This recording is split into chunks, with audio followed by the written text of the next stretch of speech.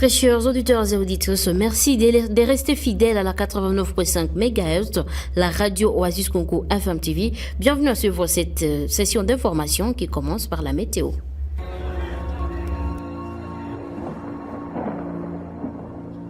Oasis, la météo. Voici comment se présente la prévision météorologique de ce dimanche 22 septembre 2024 à Ville de Béni. Lever du soleil 5h52 et se coucher 17h58. La température maximale sera ressentie à 26 degrés et la minimale à 17 degrés Celsius. Le vent courra à 7 km par heure l'avant-midi en direction nord-ouest et 9 km par heure l'après-midi en direction sud-est. Ce jour-là, le temps sera nuageux et humide. La météo prévoit un risque de pluie ce dimanche en ville de Béni. Prenez donc vos précautions. Au sommaire de cette édition, une nouvelle attaque des ADF a fait des morts et d'autres dégâts matériels.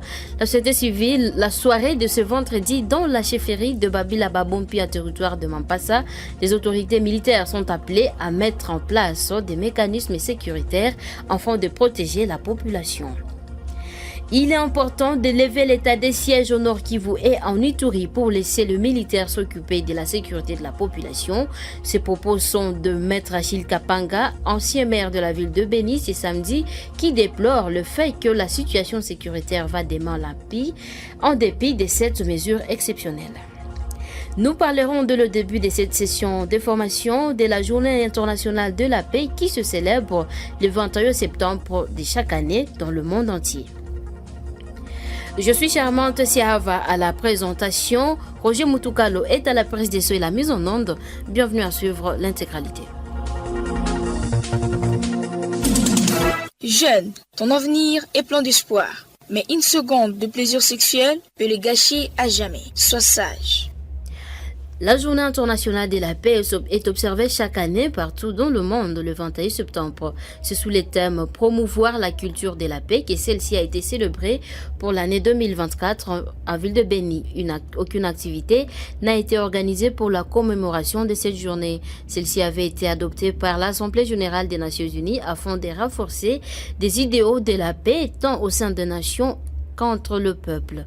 Notons que cette journée internationale a été célébrée dans un contexte particulier en province de l'Ituri et celle du Nord Kivu, deux provinces secouées par les affres des guerres. Il s'y est de préciser également que cet anniversaire offre une occasion unique de réaffirmer l'attachement de l'Organisation des Nations Unies aux objectifs des principes sur lesquels elle a été fondée. La déclaration sur le droit du peuple à la paix reconnaît que la promotion de la paix est indispensable à la pleine jouissance de tout le droit de l'homme. L'ancien maire de la ville de Béni, Maître Achille Kapanga, déplore le fait que la situation sécuritaire va toujours de mal en pis dans la province du Nord Kivu, en dépit de l'état de siège instauré depuis 2021. Dans sa sortie médiatique ce week-end, ces notables de la région de Béni estiment qu'il est important d'élever l'état des sièges pour laisser les militaires s'occuper de la sécurité de la population. Nous vous proposons de l'écouter dans cet extrait sonore. Ce qu'il faut d'abord retenir, c'est que l'état de siège, c'est d'abord un état exceptionnel. Ce n'est pas une règle, non, c'est une exception. Or, les gens ne peuvent pas demeurer longtemps dans les exceptions. Non, il faut qu'on rentre dans la vie politique normale. On n'est pas contre l'état de siège. On n'est ni contre nos militaires, non plus contre nos policiers. Non, mais on se dit tout simplement qu'ils ont essayé, ils ont expérimenté quelque chose. Mais comme cette expérience-là n'a pas amené des résultats auxquels on s'attendait, il faut maintenant qu'on profite de nouvelles stratégies. On peut juste élever l'état de siège, on laisse les militaires se focaliser uniquement aux opérations militaires et on laisse les civils faire leur travail. Puisque tu ne peux pas demander à une seule personne qui te fasse les rapports des finances, les rapports de budget, les rapports de développement, les rapports des opérations militaires. Ce n'est pas facile. Là, il vous dira que non, je n'ai pas pu faire ça puisque j'étais en train de faire ceci. Avec tout ce que nous pouvons avoir comme compassion à nos militaires qui se sacrifient pour ce pays, nos policiers qui font autant, ce qui est important, c'est que nous devons maintenant leur dire merci, vous avez expérimenté quelque chose, nous avons compris que ça n'a pas pu tenir. Il y a lieu maintenant que vous puissiez uniquement rester là-bas et les civils vont faire leur travail, vous allez seulement commencer à collaborer. Il faut aussi se dire quelque chose. chose. La plupart des villes sont tombées sous état de siège. C'est connu. Ce n'est pas moi qui le dis, mais ce sont des réalités qui sont connues. Je l'ai toujours répété, ce n'est pas bon d'habituer nos officiers, nos hauts gradés à la gestion de la chose publique. Les militaires ont été formés pour les rôles. Et quand ils prêtent serment, ils le disent bien, Tokoa Puna Ekolo. La population des Virolais en ville de Butembo, en conflit foncier autour des collines Kavanda 1 et Kavanda 2, opte pour la résolution pacifique de ces conflits. C'est ce qui est contenu dans une lettre adressée aux instances judiciaires de Butembo et présentée ce vendredi à la presse. Zanko Mouvissois nous en dit plus dans cette correspondance. Ce conflit qui date de 2007 oppose les chefs terriers à un opérateur économique de Butembo qui revendique les collines de Kavanda 1 et Kavanda 2. À en croire M. Paluku Chebekwa Kenedia, porte-parole des victimes, c'est en 1991 que l'opérateur économique qui prévaut être le vrai propriétaire de ce terrain après achat avait été reçu sur la colline de Kavanda 1. Par surprise, il avait engagé une action judiciaire aux instances judiciaires de Butembo, puis Goma, en fait de se faire maître de ces deux terrains. Chose que les chefs terriens rejettent. Vu que la justice a du mal à apporter la paix communautaire, les victimes du déguerpissement optent pour la résolution pacifique de ces dossiers afin que les ayants droit regagnent leur parcelle pour continuer leur vie habituelle. Ils ont opté pour la médiation du député honoraire Tembos Yotama, car les conflits fonciers causent plus de victimes en ce moment où le pays est sous menace des groupes rebelles de l'ADF et du M23. De ce côté, l'élu honoraire de Butembo, Tembos Yotama, opte pour la résolution pacifique de ce vieux dossier terrien. À noter que la partie accusée dans ces dossiers n'a pas été atteinte.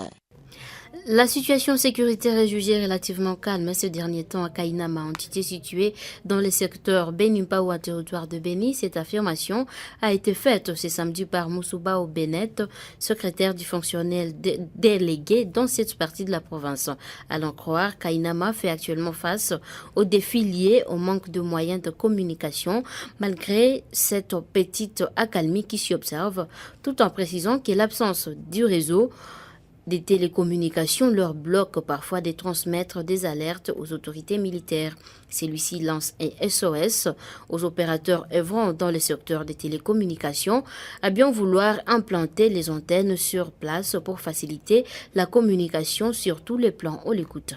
À Kainam, pour le point de vue sécuritaire, Kainam se porte bien. Seulement, le problème qui est là serait le cas de communication. Pour le réseau, vraiment, c'était un problème parce que le réseau n'est pas effectif partout. Pour avoir le lien de communication, il faut se déplacer. Pour ça, nous souhaiterions que nous ayons au moins un bienfaiteur qui peut nous y amener l'antenne, le réseau, quoi que ce soit lequel réseau, soit RTL tout comme Vodacom, ce qui serait arrivé serait le bienvenu. Les bienfaiteurs songent mieux transformer la vie de la population de cette communauté de Kainam. L'existence d'antennes au niveau de Kamango, Beni, ainsi que Manzobe, c'est à l'aide de ces trois antennes que nous ayons chaque fois la chance de communiquer. Mais c'est parsemé, ce n'est pas arrosé partout. Plus loin en province de l'Ituri, une nouvelle attaque des ADF a été déplorée la soirée de vendredi à Mangeli, localité située dans la chefferie de Babila Babompi, territoire de Mampasa. L'information est rapportée ce samedi par Maître John Vouleverio, défenseur de droits humains à Mampasa, qui révèle que ces assaillants ont tué 2 personnes et emporté plusieurs autres dont le nombre reste imprécis, tout en soulignant que la situation sécuritaire de la chefferie de Babila Babompi reste actuellement préoccupante. Ces défenseurs de droits humains souhaitent voir les autorités compétentes mettre en place de mécanismes sécuritaires afin de protéger la population. Il est dans cet élément choisi par Justin Moupagna. La situation de la chefferie de Babila Babombi reste actuellement chaotique.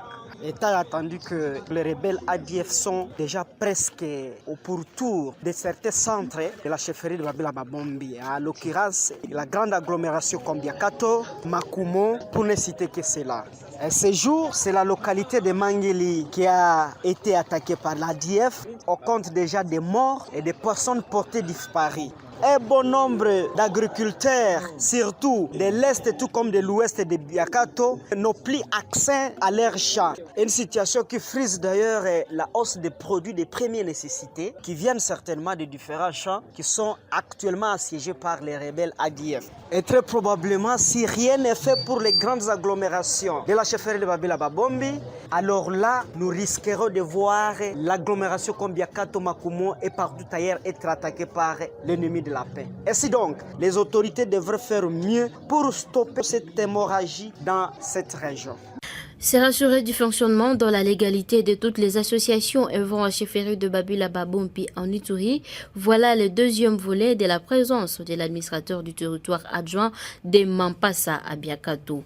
C'est confiant à la presse ce samedi 21 septembre, le colonel Maxime Chichimbi révèle que bon nombre d'associations dans cette entité coutumière œuvrant dans l'illégalité avant de les appeler à se conformer aux lois qui régissent les opérateurs.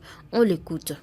Et un volet de ma mission, c'était de m'assurer que toutes les associations qui sont sur la place publique puissent se conformer à la loi. Parce qu'on ne peut pas se réveiller et créer une association sans se conformer à la loi, sans détenir les papiers, raison pour laquelle nous sommes venus avec les services pour une fois de plus rappeler à toute personne qui exerce le commerce de toujours se conformer à la loi en étant en ordre avec les obligations vis-à-vis de l'État congolais. Et vous connaissez le dossier Kodemoko. Kodemoko, c'est la coopérative de Mukulima au Congo qui devait normalement encadrer les agriculteurs, mais ils sont dans les commerces. Raison pour laquelle, une fois de plus, nous sommes venus travailler avec cette coopérative qui normalement doit se conformer à la loi et les instances de justice sont en cours pour remettre les choses à leur place.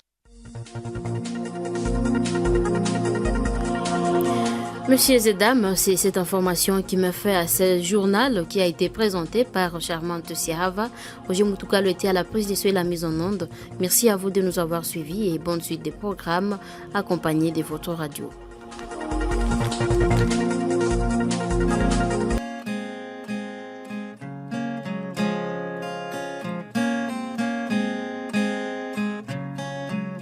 L'habitude est une seconde nature. Nous sommes au royaume de là-bas en plein pèlerinage où une catégorie d'individus est habituée à la prison. On dirait la série de Prison Break, d'où saison 1, saison 2 et ainsi de suite. En effet, la vie est compliquée, complexe et chère au royaume de là-bas.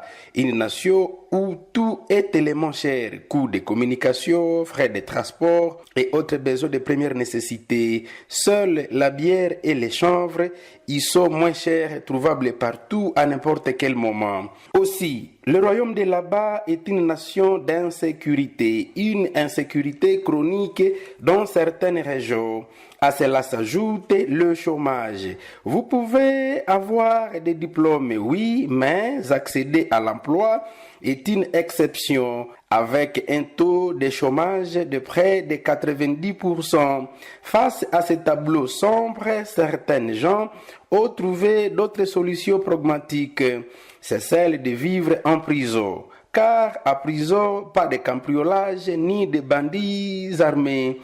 Pas de massacres en prison, pas de chômage non plus. Certes, les prisons du royaume de là-bas sont bizarres et sans normes, mais certains s'y retrouvent et préfèrent vivre dedans qu'à l'extérieur.